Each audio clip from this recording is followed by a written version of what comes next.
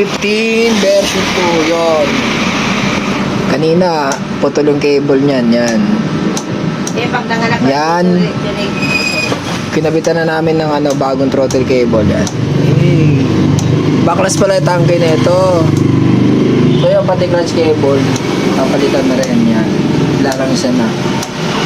Para pag kinabit, suabe. Ito nga pala yung mga cable nya.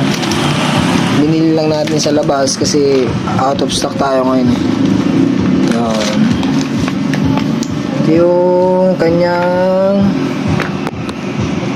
kanyang throttle cable. Dalawa yung throttle cable nya, guys. Ito putol. Putol na putol. Ayan siguro sa katagalan na tas sa ulan tsaka ulan-araw. Yung clutch cable sinabay na rin natin kasi matigas na yung clutch eh.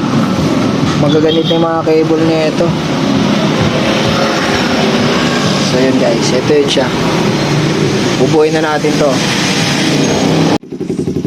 So yun, okay na siya.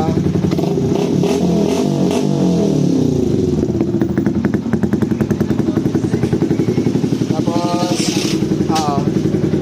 dapat na ulit ang clutch. Waiting sana sa may-ari.